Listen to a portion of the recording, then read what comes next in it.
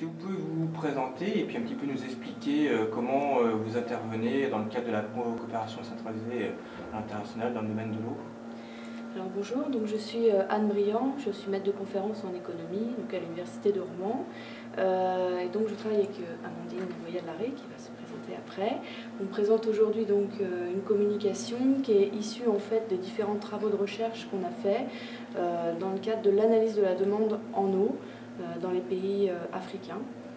Et donc on a eu l'occasion de faire de l'expertise, de travailler avec des organisations internationales, la Banque mondiale, l'AFD par exemple, pour justement faire des recommandations en matière de politique sectorielle, de tarification de l'eau, les investissements dans les ouvrages en eau, en assainissement à mener, en milieu urbain, rural, etc. Donc voilà, c'est ce sur quoi on travaille. Donc Amandine Loyal-Larrey, donc moi je suis doctorante de Anne Briand, qui est ma directrice de thèse. Donc effectivement, comme elle a dit, on travaille un petit peu sur tout ce qui est analyse de la demande. Donc l'intérêt pour nous aujourd'hui de communiquer, c'est comme elle a dit, montrer quel peut être l'intérêt pour une collectivité ou une ONG de mener ces types d'études, donc que ce soit en amont d'un projet ou pendant la réalisation du projet ou même à la fin, l'intérêt justement d'associer toutes ces phases-là et d'en faire quelque chose de global et ne pas faire une étude avant, une étude après, mais de considérer cela comme un processus en entier. D'accord. Donc une collectivité qui aurait un projet d'aide dans un pays qui ne serait pas forcément bien défini, notamment au niveau économique, ils peuvent se tourner vers vous pour avoir un appui, notamment éventuellement pour définir la mise en place d'un service de l'eau et l'étude du prix. Exactement. Nous, ce qu'on propose en termes d'expertise, c'est de mener des enquêtes ménages, c'est-à-dire d'aller voir les populations.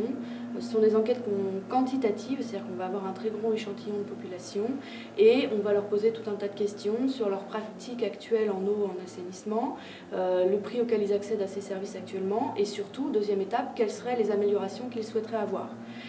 Selon ces améliorations, à hauteur de combien ils seraient prêts à économiquement participer. Donc ça c'est intéressant pour la collectivité, pour savoir le montant des investissements réalisés, où les réaliser, quelles subventions mettre en place, à hauteur de combien, et voilà, quel prix aussi, quel prix déterminer les services. Est-ce que vous avez une position, un avis, des conseils que vous pourriez donner à une collectivité ou à un porteur de projet sur la possibilité, on peut toujours être tenté de dire pour aider le plus possible, c'est de rendre le service totalement gratuit. Quel retour d'expérience vous avez par rapport à ça?